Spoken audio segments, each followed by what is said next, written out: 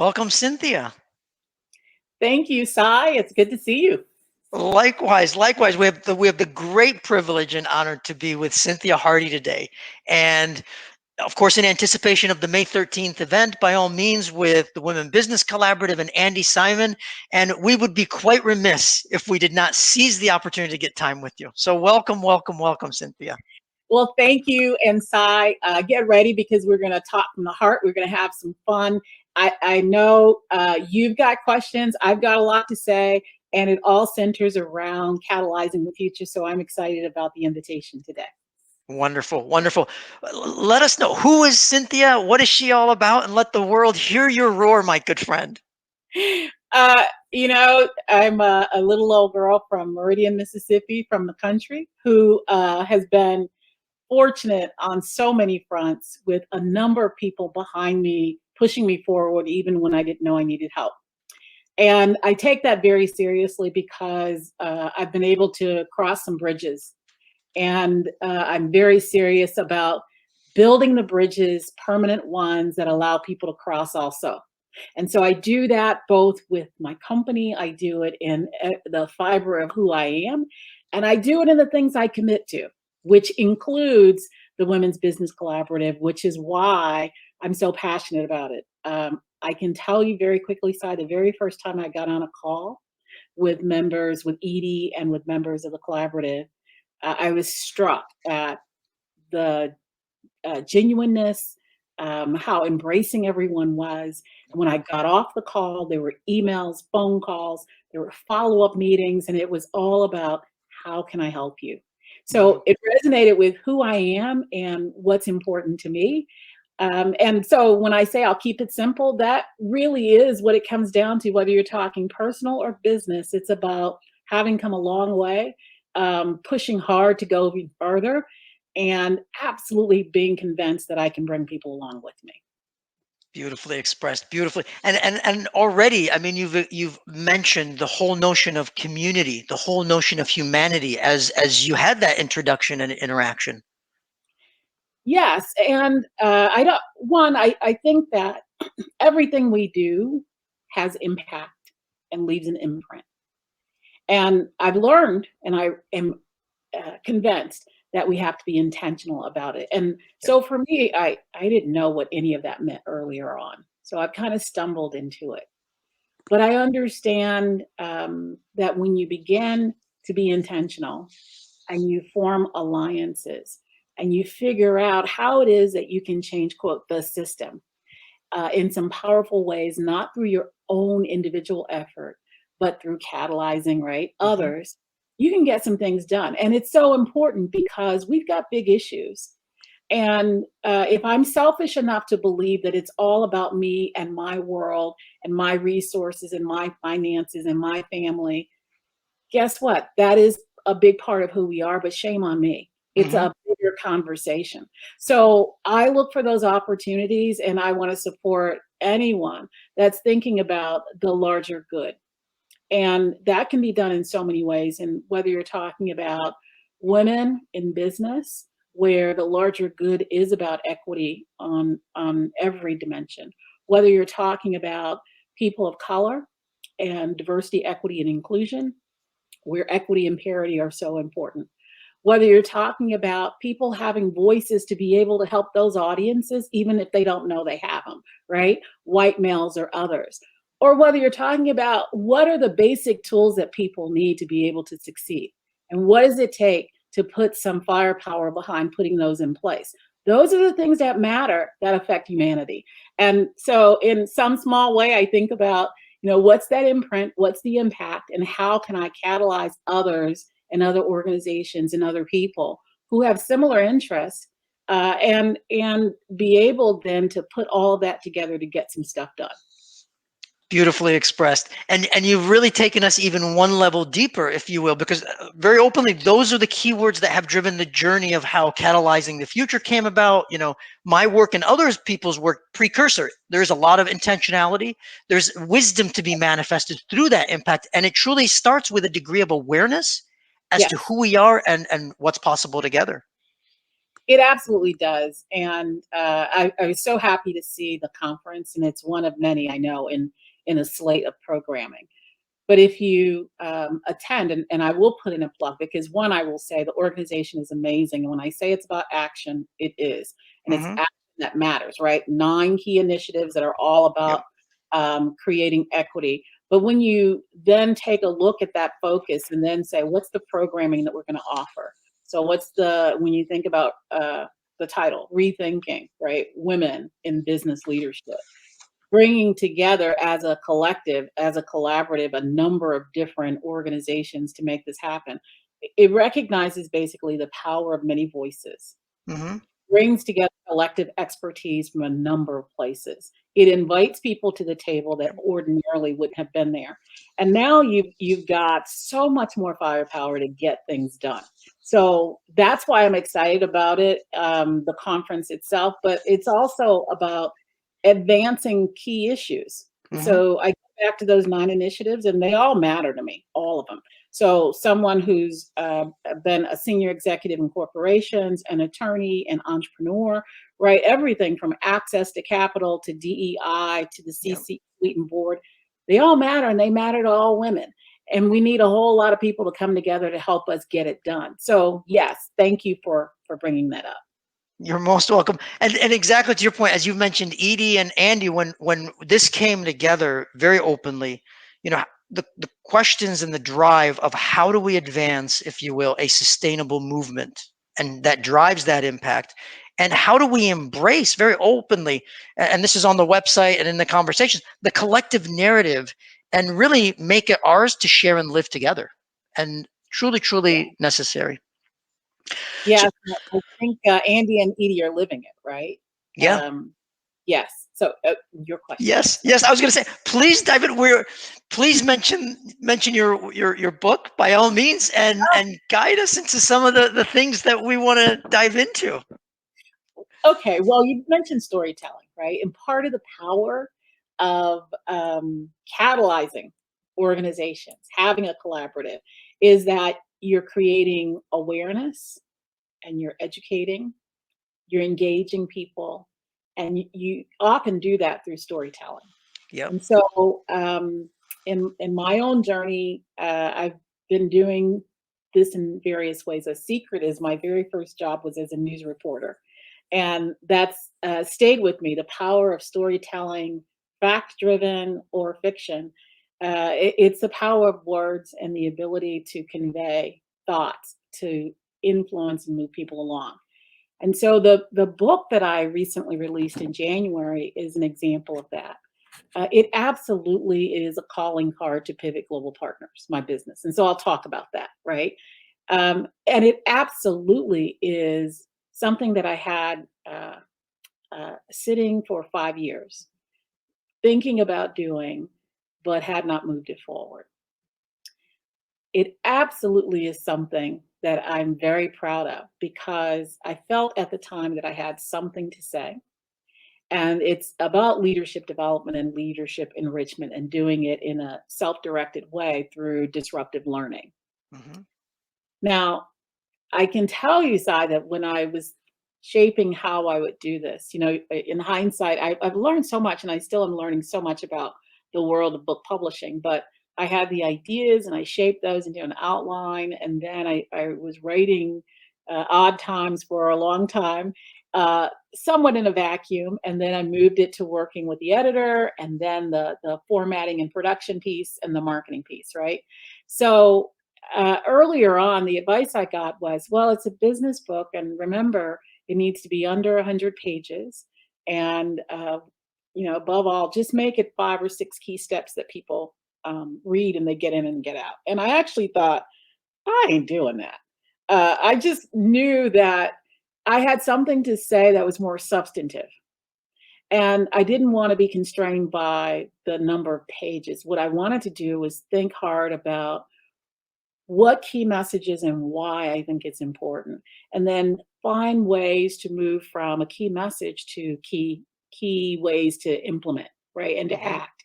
And so the book essentially is about it. The title is Crossing Meridians. engineering disruption to become a more effective leader. Thankfully, Kirk has just issued a review, and I was so hesitant about it, but the review is phenomenal. And I've learned from them that it's an exceptionally rated review in the top 10% of their reviews. And so I'm grateful for that. But their review validated what I was trying to do, which was to understand fundamentally what does it take for someone to evolve as a leader, not relying on anybody else or any other organization, but being true to who you are and digging deep to figure that out.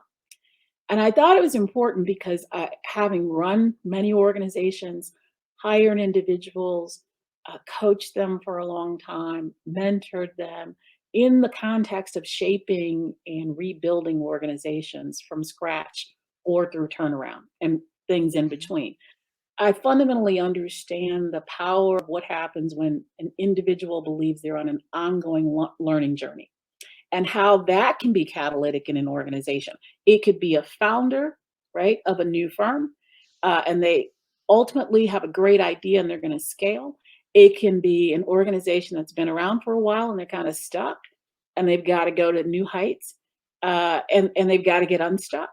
It could be a large, complex organization that needs to figure out how to move more nimbly and compete. Wherever it is, it's only going to happen with talent and with Mhm. leaders.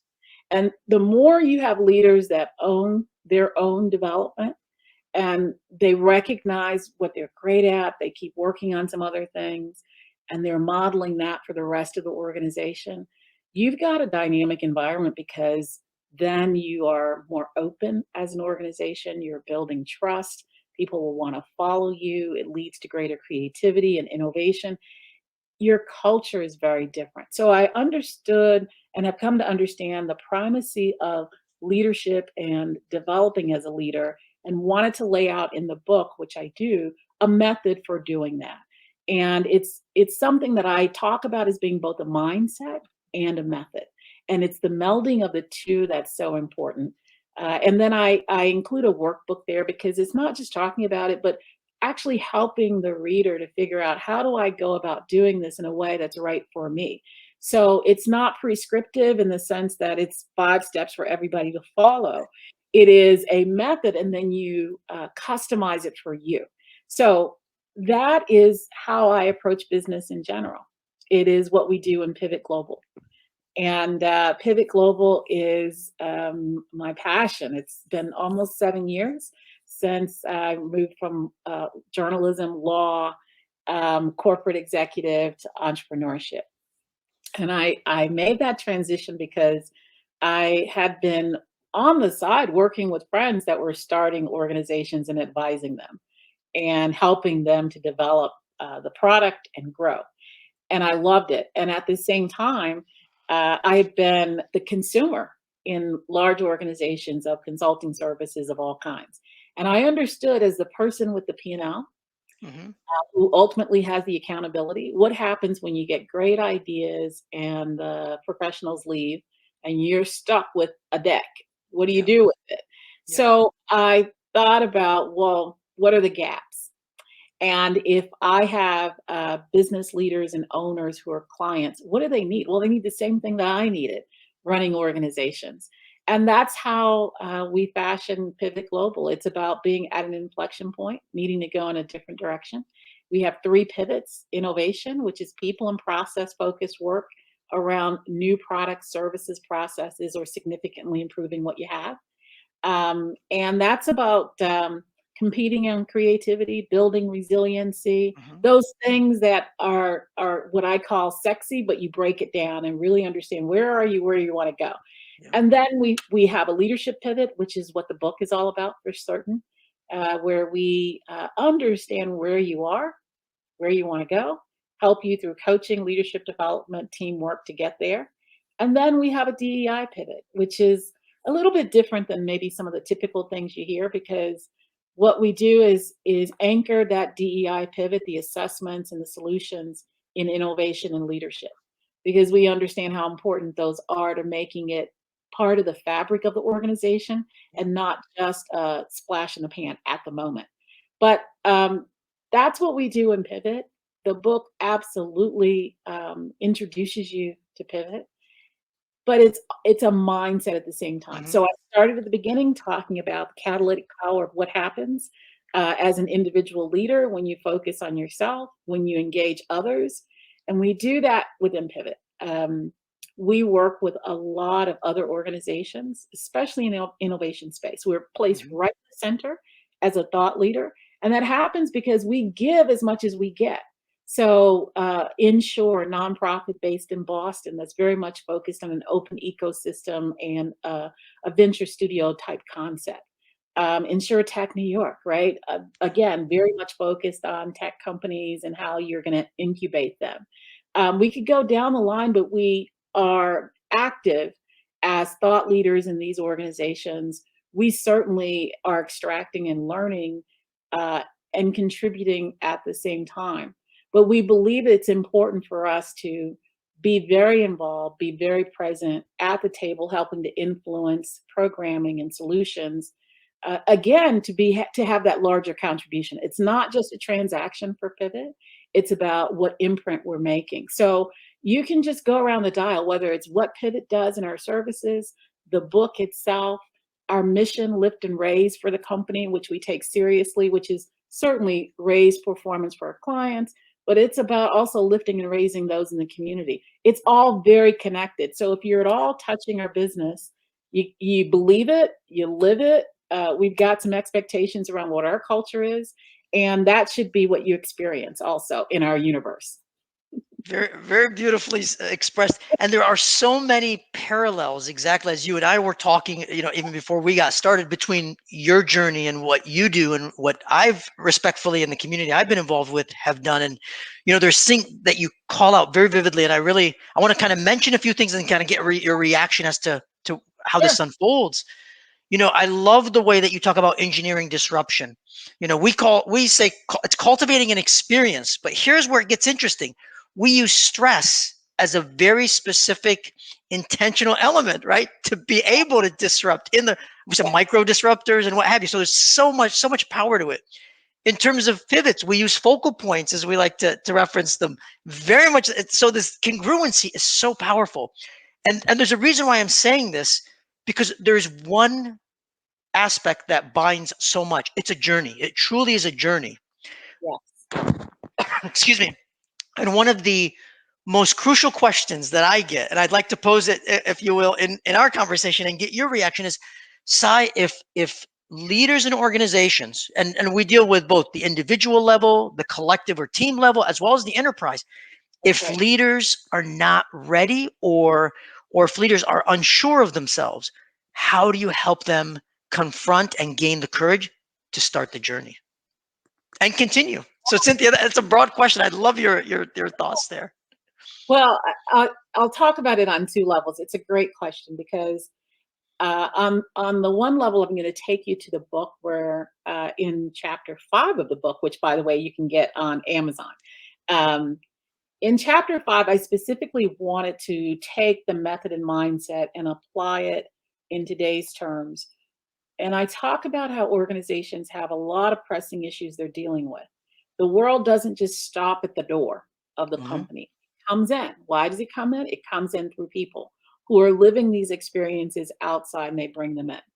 And so I wanted to take a real example. So I talked about social and racial justice. And I focused on racial justice. And I said, so uh, let's break this down. And I had talked to leaders and companies, and I distilled in the book what I heard from them. And I asked, what's your readiness or preparedness to lead on racial justice? And they were amazingly candid with me. And by far, most said, I'm not prepared. I'm struggling. And I share in the book kind of the categories of reasons that leaders at the highest level, all the way to the middle part of the organization, said that they were not prepared. It reinforced to me the importance of stepping back and looking at organizations that are putting a lot of money, a lot of resources, especially after the unfortunate murder of George Floyd. They're putting a lot of effort and attention into social and racial justice. But they're not equally focused on the readiness of their leaders to be able to lead, to deliver on those commitments. And so that disconnect is what I talk about in that chapter in the book. And I'm convinced the method I talk about, crossing meridians, uh, if you have leaders that have gone through this process and they're in serious and intentional about it, they are the kind of leaders that you need right now to address some of these unique issues. So when you talk about leadership preparedness, we all see it, right? But it's, what do you do about it? Yep. Now, that's specifically as an example that comes out of the book, but I think more generally within an organization. So let's talk about it at the enterprise level, Mm-hmm. right? So enterprise, team, individual. I'm going to start enterprise level. So at an enterprise level, what you've got to ask is, you've got your strategy, you've got your operating initiatives, you've got the things that are important that you're working on. Again, they're only going to get done because of your team, your people, your leaders. And so you have to stop to say, and get your leaders to say, are they prepared to take on this challenge? And that's a constant calibration that you have to do. It's not Mm-hmm. once done. Why? Because the nature of the challenge changes. The nature of competition changes. The goals change. And by the way, the lineup of talent and how that team works together changes. So the individual has to constantly calibrate, the enterprise has to constantly calibrate. And when you do that, you are being brutally honest about, here are the things that we have as strengths innate to us. Here are the things that we never ever want to touch. Don't ask Yeah. me to do it. I can't. And then there are things in the middle where I'm going to work to get better with some help. Now, I'll give you myself as an example. So I probably have a 2-page list of things that I want to work on. But being really honest, I know in a given year, I need to work on one thing. And what am I doing? I'm trying some things differently to try to move it into my DNA, that I'm performing differently at a higher level. Now, to make that happen, I have to be honest about what's my starting point. And I talk Mm-hmm. about this in the book, your beginning meridian, right? The influence is who we are, the systems and values we grow up with. It's just who we are, right? And from a psychometric standpoint, it's about how we're wired. Well, you want to know that. And so I know that I am very much strategic, and I'm also very much analytical. And then I know that I'm very much execution focused. Now, in the middle is what happens when you do well in execution. You've got some good process around you. That ain't me at all. And so I know that good process is important, but I need to find great talent who can complement me and the team to do it. So when you are aware of that, you begin to think about complementary skills, how it is that you leverage each other. I share openly with people, look, y'all, I can't do this. If I'm asked who is going to go on the bottom of the list, and on day 30, it's even further on the bottom of the list. When we know that about each other, when we share that, the ability to work together is amazing. But it goes back to what you said about preparedness. Preparedness starts with the individual. But at the enterprise level, it's so important to say, do I have the ability to see into the organization, to help people see themselves and to see them individually as a team? Do I then, have I been serious about investing in them, in the things that really do matter? Do I set an expectation, not of perfection, which is nirvana, but that we continually experiment? And that experimenting as leaders doesn't mean everything is going to be perfect. But what it does mean is that from everything we do, we learn. So, from an enterprise level, there is the assessment, there is the awareness, there's the expectation setting, there is setting the table, I call it, so that Mm-hmm. people can be experimental leaders, and we applaud the things that they learn. At a team level, it's equally important. Again, it's about those. It's about working symbiotically, right? And knowing who's doing what and how with what skills they bring to the table. And then at an individual level, it ultimately is awareness. It is action driven by conviction. and a deliberate plan, which is what the book is all about. Very eloquently shared, and I have to tell you, you give me goosebumps respectfully, because the language that we use, the calibration aspect, the symbiotic notion, those are so Yeah. crucial elements, and even though you and I respectfully have very recently met each other, the language is so congruent because of the journeys that we've gone through and the learnings that we have respectfully to share. So it's very, very powerful. Well, I'm glad because the journeys are real. Hmm. And, you know, we can talk about this at a theoretical level and then we can break it down. So when I started out, I said, we're going to talk from the heart. Yep. So I talk about leadership journeys, and you're talking about it from a real perspective. Everybody starts at a different place. Yep. And what I encourage people to do, women, people of color, people that are from some other category, experiences that are different for you versus everyone else. I mean, everybody, quite honestly, embodies difference in some way. Hmm. I I encourage you to one, firmly believe that you do not have to homogenize. No homogenizing. And I think that we have worked overly hard in every environment to do just that. We Yep. spend a lot of time on it. It's one thing to say that there are norms of conduct that lead to civility and the ability to get things done and to collaborate. It's another thing to say, no, Cynthia, you have to look, act, think just like Cy. And his values are yours. Everything has to line up. Otherwise, Cy doesn't understand you. He can't communicate with you, and you're not going to be successful. Now, whether there are open or unspoken messages, that happens all the time. So when I talk Hmm. about no homogenizing, this journey for everybody needs to be that I know who I am. I Yep. bring that unapologetically into the environment in which I'm working. I am looking for that authenticity from the others around me. I am supporting that. And I recognize that when I'm able to create that kind of culture as a leader, I've got something special. So, no homogenizing, no apologizing. And the third part is no waiting. And here's what I mean by that. Yes. On this journey, it's so easy to hide, to say, oh, I'm not going to step forward as a leader. I don't have a voice yet because I haven't put in my time, or I don't know X, Y, or Z. Or I'm in a hierarchical organization. I'm 9 levels down. Nobody wants to hear me. There are a lot of reasons that you can hide.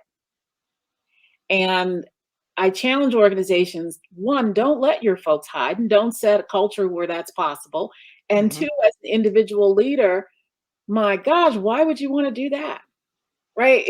It's safe, absolutely. But that is not how you're going to do what I call crossing divides in order to Yep. become a better leader.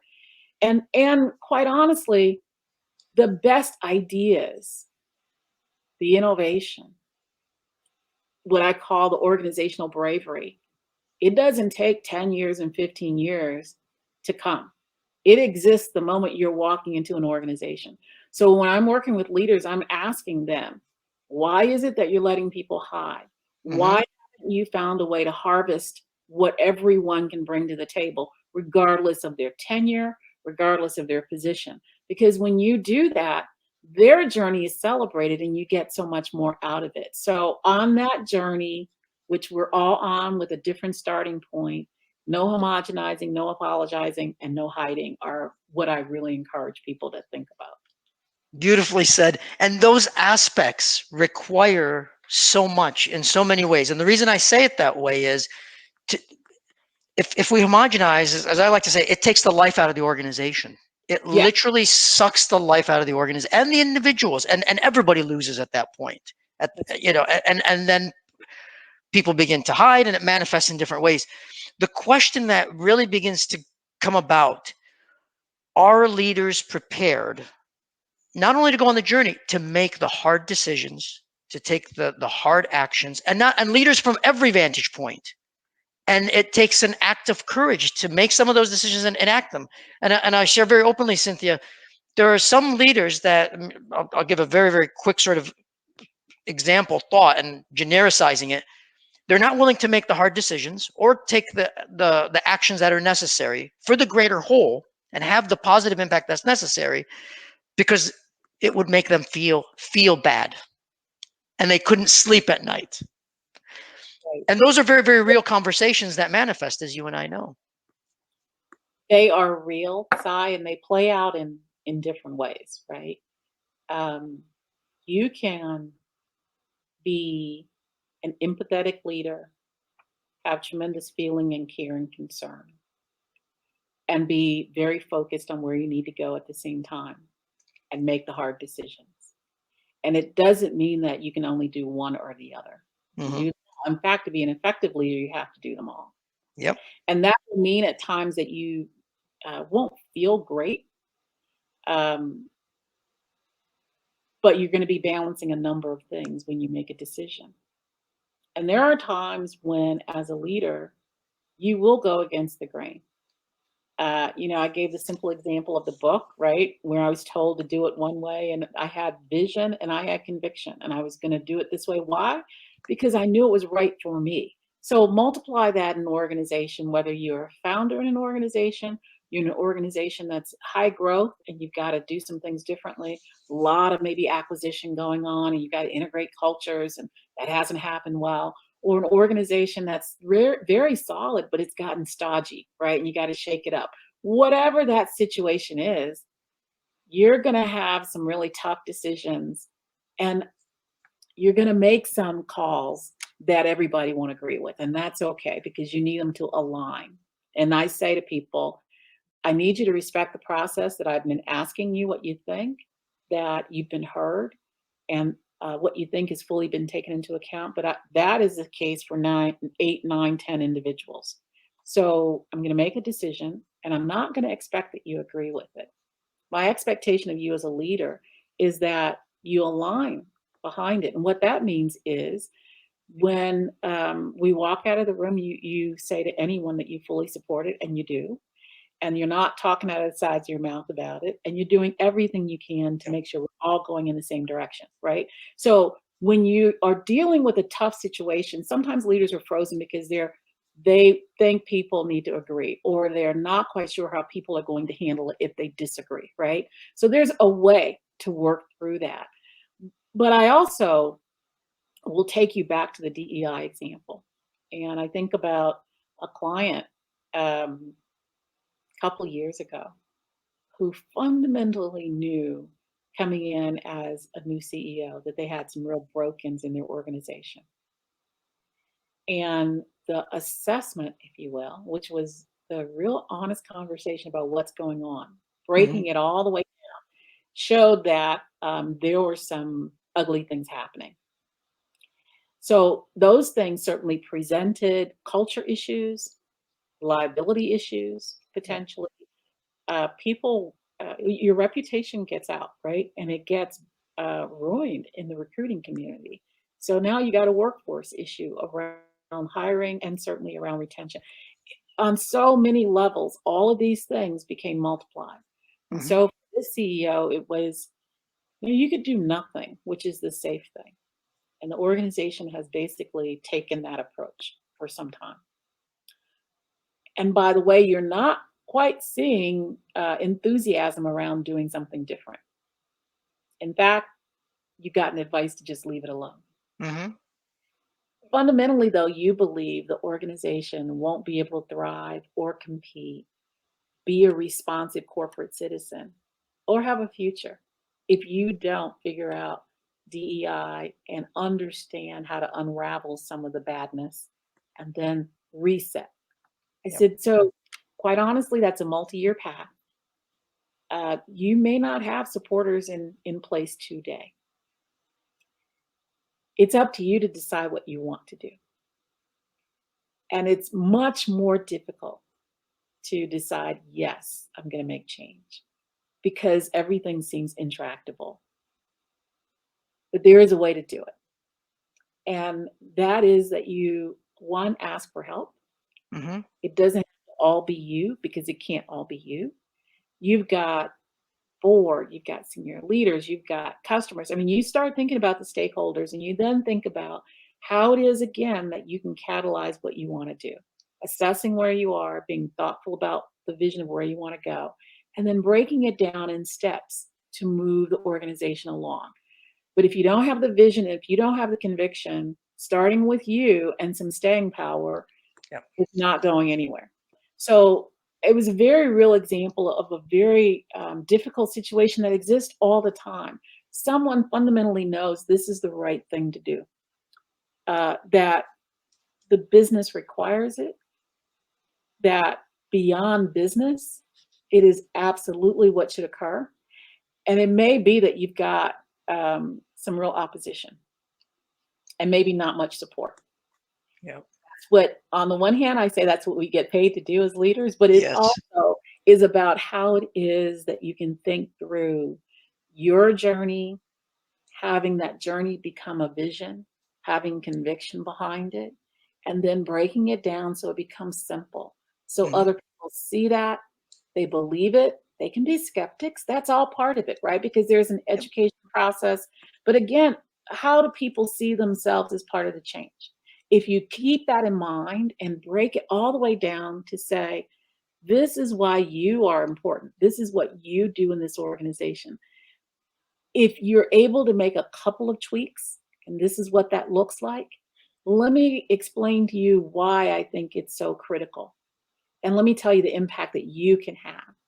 And when you begin to show that to individuals one by one, right, you get momentum Yep. and then you get belief. And then people are running as hard at it as you are.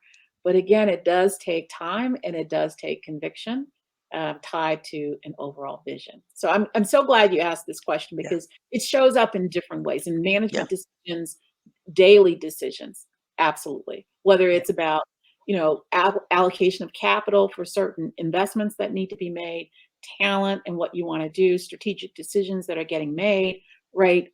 Reach into the community, customer interface. All of them will have decisions that are hard, and sometimes Yep. not many people will be rowing with you. Yep. So now you don't want to just go off and do something that's uninformed.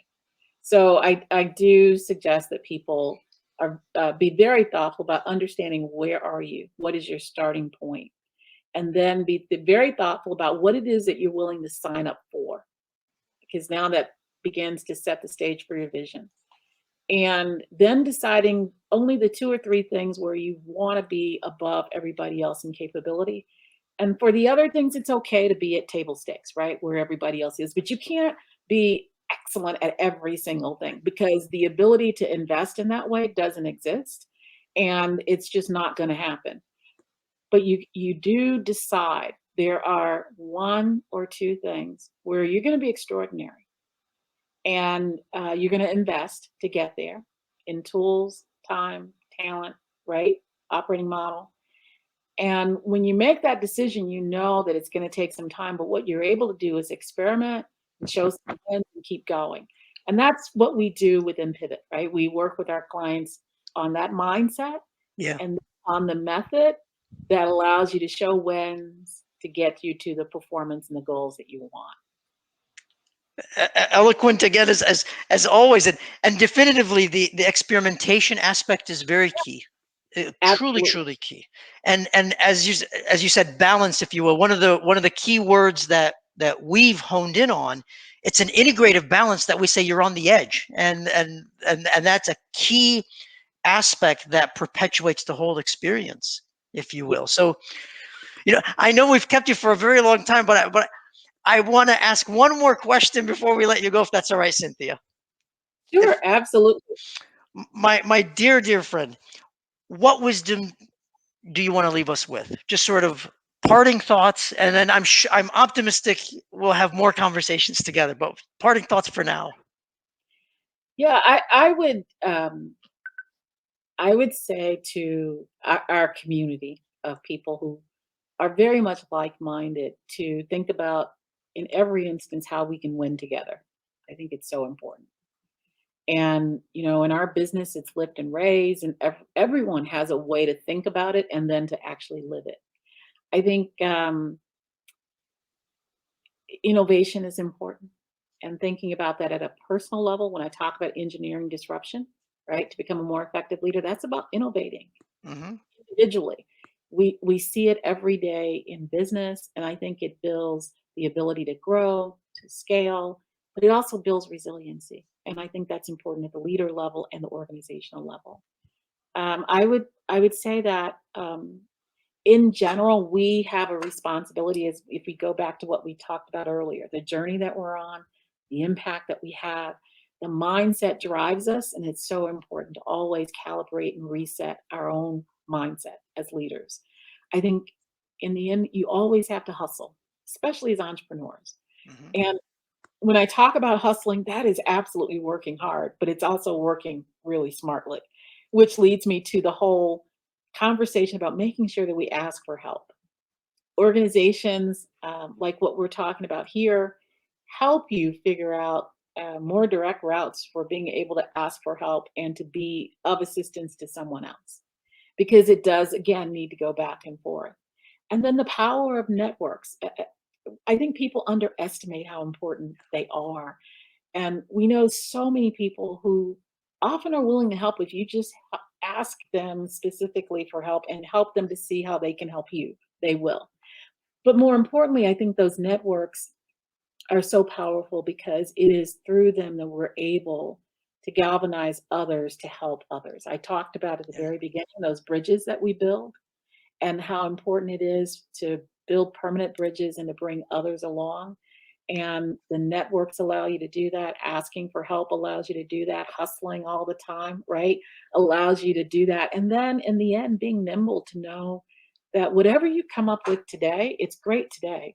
It's going to need some tweaking and changing. That is just the nature of what we do in business.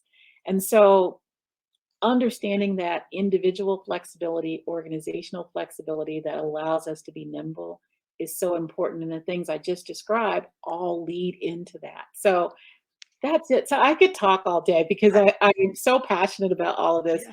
I thank you for your questions and for anyone that's interested in the book, Crossing Meridians: Engineering Disruption to Become a More Effective Leader on Amazon. Check out the Kirkus review. I think you'll find it amazing. And then at Pivot Global Partners, pivotglobal.com. If you need some help with an innovation pivot, leadership pivot, or a DEI pivot, call us. We'd love to hear from you. And I'm looking forward to May 13th, the 11 to 3 conference Yeah. session, which I think is with Andy Edie and yourself kicking it off and closing it will be amazing. Thank you so much, Cynthia. And most definitely more conversations to come with yourself and more things to come. I'll say beyond the conversations, we'll see where the journey takes us and the world will manifest. And we look Absolutely. forward to the 13th. Thank you. Thank you, Sai. I appreciate it. And yes, there's a lot more to come. Definitely. Thank you so much all around, Cynthia. Thank you for joining us all around. Thank you so much. Thank you. Bye-bye.